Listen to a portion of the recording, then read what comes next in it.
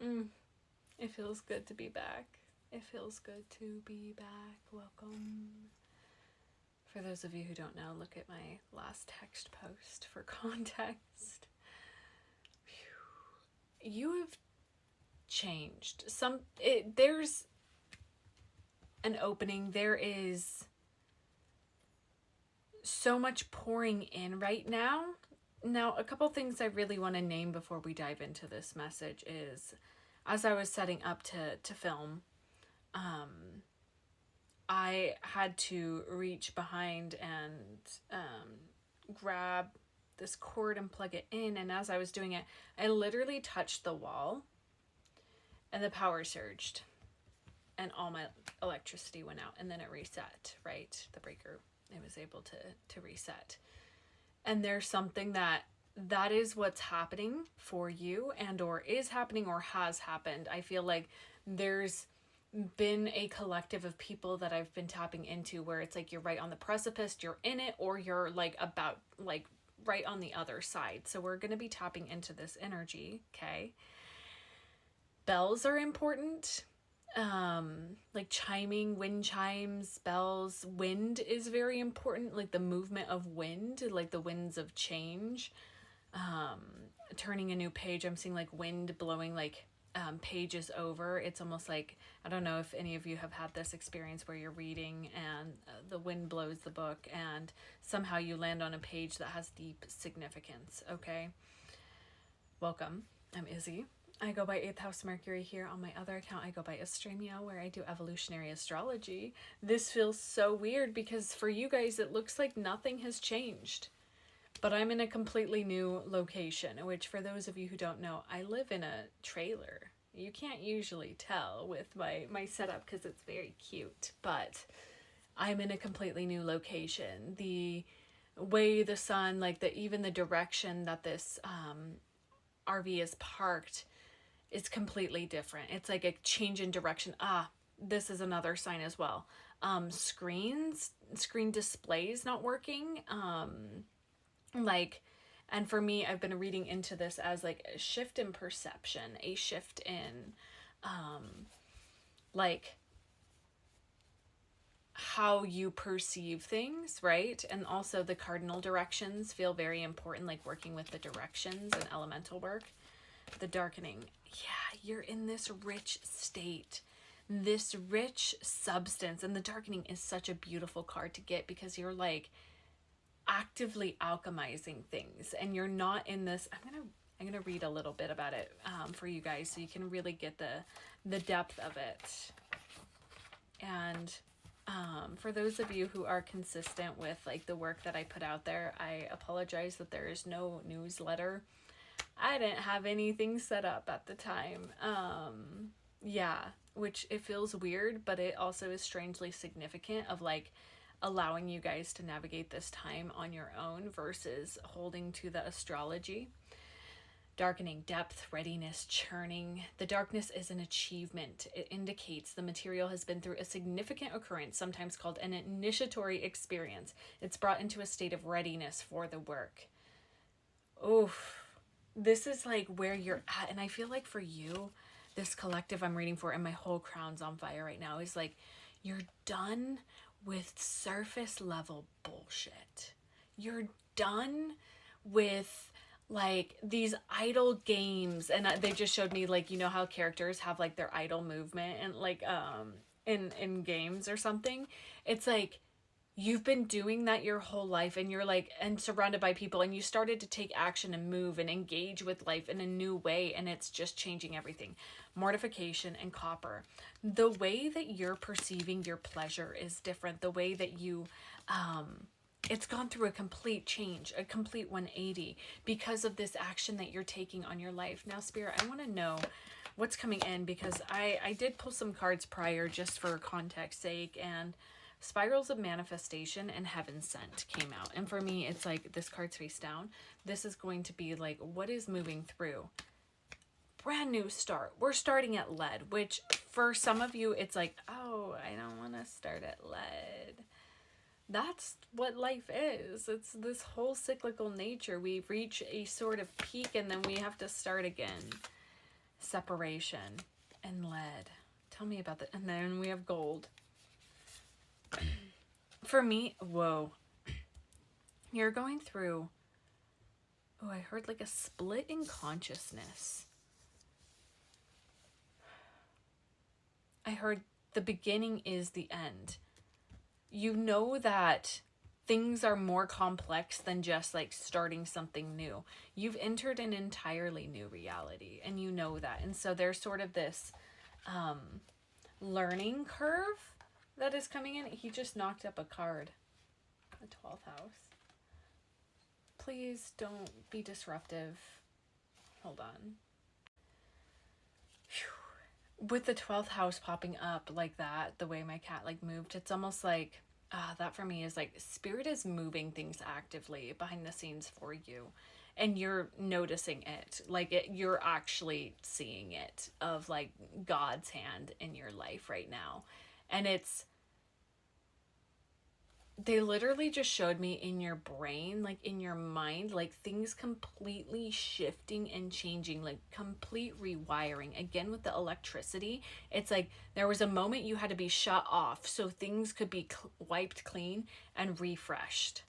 All right, tell me what the person doesn't know what's going on. We have literally the Great Serpent and Saturn. I feel like for a good chunk of you, you may be going through your Saturn return. And I was thinking pretty heavily on this this morning, as I am also moving through that sort of energy. For those of you unfamiliar, I have a full video on YouTube about Saturn and his cycles and understanding Saturn's energy. It's actually one of my favorite planets because Saturn rules over how we perceive time here. With Saturn coming out with Ouroboros, this for me is speaking about like the full revolution of Saturn. So you may be around 28, 29, 30 years old, and or going through your second Saturn return, which would be 58, 59, 60. That sort of initiation point where this sort of change is necessary for you to actually shed the old and step into the new. And it almost feels like, because Saturn here is like, there's bigger lessons in what's going on, what's going down for you. And I want to know what's the purpose of this change, of this cycle. Oh, I just heard cycle breaker. Yeah, because it's very interesting. There we go. Okay, we have the Siren, the Creator, and the Offering. Okay, I'm going to pause. I feel like for some of you, this shift into, and you don't have to be going through your Saturn return. You could be going through some pretty harsh like Saturn aspects too. Maybe Saturn squaring your sun. Maybe there's some sort of Saturn things. And if anybody's interested, my August books are open for anybody. There's only 10 spots for August. So grab them while they're hot for astrology readings. I would love the honor to read for you. This for me is like, it's happening differently, right? You've read online the sort of Saturn things where it's sort of like this fear mongering, like, oh no, everything's going to be destroyed, but you're not unfamiliar with destruction. Actually, I feel like for the most part, your entire life has been this very tumultuous, chaotic environment, and your Saturn return is like peace and like stepping into your power, or whatever this initiation is. We have the Siren, the Creator, and the Offering. And for me, this is speaking to this initiation point, this, I heard inflection point, is for you to actually find your voice and use your creative gifts and actually offer them to the world. You needed to be in a new environment, a new terrain, a new space, a new version of self around new people. Like you may have had a lot of friendships ending, relationships ending, things leaving, because this next version of you, the offering that is you, needs different, I heard nutrients, different, full body chills, different, nutrients, like how you feed yourself, sustainer. And this is all about sustainability. We're going to go to a part 2. I love you guys. I'll see you there. If you're leaving me here, I love you. My readings are open. All right, this is part 2 for my last reading. If you're joining me here, totally fine. Welcome, I'm Izzy. I go by 8th House Mercury here. On my other account, I go by Astremia, where I do evolutionary astrology. Okay, wow. So the point that we were leaving off from the last reading was this deep realization, and I was like, I have to go into a part 2 because we're just getting into like the richness of this. It's this realization, this whole inflection point, this pivot point of like everything changing in your life is actually having you understand that you haven't had a stable life ever, a stable structure ever. You've always been over compromising or overextending yourself, or like too closed up in a certain way. Like there hasn't been a sustainable flow of energy. And so the purpose of this whole experience that you've been moving through is having you see so clearly that how you've been operating previously up until this point. I heard like it's almost like this point, right? And I was speaking to this maybe being akin to your Saturn return or a very strong Saturn aspect, as we had the Saturn card come out. It's almost like before, like I'm seeing like before Christ, after Christ kind of thing. It's like before this moment, this like pivotal thing, and then after. I'm seeing the before version of you as somebody who just a lack of resources, right? Again, you did really well with what you were handed. It's like I'm seeing a kid with like some pretty beat up building blocks, right, to build a tower, but like built something so impressive. It's like, wow, you used what you had in a way that was very inventive and very different, right? It's like you created patterns that nobody had seen before based off of like what you had access to. Now the shift is bringing you into an entirely new environment that is sustainable, that's bringing in people, places, things, experiences that actually allow you to share your gifts at a heightened level, at the level that you've meant to operate from, but you hadn't had the sustainability to actually cultivate in that energy. So I'm seeing somebody who it's like you would get bursts of inspiration, but you could only pour into it a certain amount before you'd be exhausted because you just didn't have a support system. Like people actually supporting you, people actually, and not even, it's like people, yes, but energetic dynamics, whether it's like the environment you're in, the people you surround yourself with, the content that you consume. Like now it's everything. I heard like it's being washed clean. Washed clean. All right. What else, Spirit, would you like this collective to know? Where are we going from here? This deck? Okay. Again, if you're new, I'm Izzy. I've been moving through a lot. You can check my most recent like text post to get the scoop.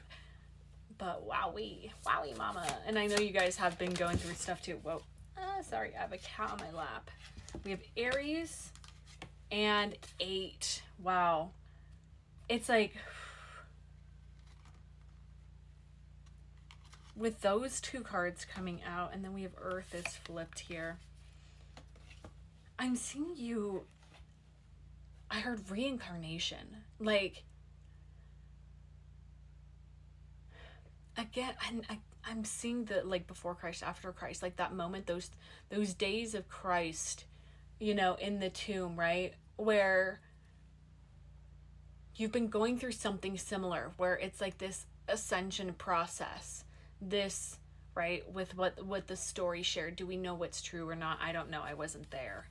But this energy with Aries, it's the self. The number 8, I'm thinking of the 8th house, which is this deep space of connection in Earth. It's like you are actually connecting to your truest self, your deepest self, and actually bringing the embodiment into the world and bringing it. And I heard like, and the world is ready to match you and meet you there. I'm hearing the Sean Kingston song. We could go to the tropics, sip pina coladas. Shorty, I could take you there. And we have the 7th house coming out. I didn't expect this to move into this dynamic, but there's something about like you being met where you've been always desiring to be met, and my body temperature just like increased. Okay, anything else? Okay, that's a lot. All right, let's take a peek. We have the 2nd house, Pisces, Uranus, and Black Moon Lilith. I want to name that, like, from this moment onwards, nothing is the same. You're not the same. Your life is not the same. For some of you, you might not have that external validation of that yet, but you feel it and it's coming soon. If you're not yet in that shift of environmental change. I heard environmental stewardship. So being very aware of how you engage with your energy in the world. These cards coming out, I just want to name that I'm very proud of you, because the work that you've been doing is not easy work. It's been very hidden, very quiet, in the unseen realms. And your reality, like, again, with this earth energy, your reality, I'm seeing pentacles, especially the 2nd house too, like, your reality, your values, your worth is about to match in a way that's so unexpected. Because Pisces and Uranus with Black Moon Lilith, I'm like, this is what the manifestation coaches write about. Or I'm thinking of, like, one of my favorite books right now is actually this book. It actually has all of her books in it, of Florence Shin. She was a baddie back in the early 1900s who basically understood manifestation, like, to a T, and, like, the energetics. And it's like, you've understood this. You've understood that you're in co-creation with the universe, with money, with love, with people, and you're, like, doing the hard energetic labor and work to actually reap the rewards.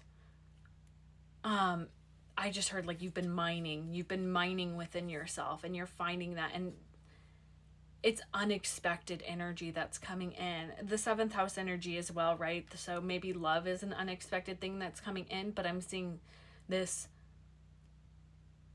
you're like a lightning storm for some people too. You may be a tower moment for a lot of people. Black Moon Lilith, Uranus, Pisces, 2nd house. I'm like, how do I put this into words? Because it's like, I'm seeing, ooh, you know the character from Winx, one of the witches, the lightning wielding one? I'm like seeing her, where it's like you're able to do these things, and a lot of people would maybe from more naive lenses see what you're doing and be like, that's scary, that's no, that's not okay. But it's really like, you're at a higher echelon, and this isn't a comparison. It's just you've understood the dynamics and the actual magic and the alchemy of the universe, and you're just working with it. And so you're being rewarded. Black Moon Lilith is this sort of taboo energy, this taboo archetype within astrology. She's normally shunned. And so with the Siren too, I do find what you're going to be creating in the world may be very polarizing, may be very challenging for some people to digest, for people to understand or grasp until they've reached a certain level of individuation. Look into Carl Jung's work. And we could go to the tropics. Like, I'm just saying, like, you're about to be in so much peace and unexpected peace, unexpected spiritual. It's like your spiritual reality within you and your physical, it's like the 5D 3D is like merging, and you're actually living as the juncture of these two. So manifestations coming in quick, and you just living in the present moment is how things come to you. naturally. And now I'm hearing the song naturally. Ooh, full body chills. You are the thunder and I am the lightning. Yeah. Okay, I'm leaving this here. I love you guys. My readings are open for August. I'll see you then.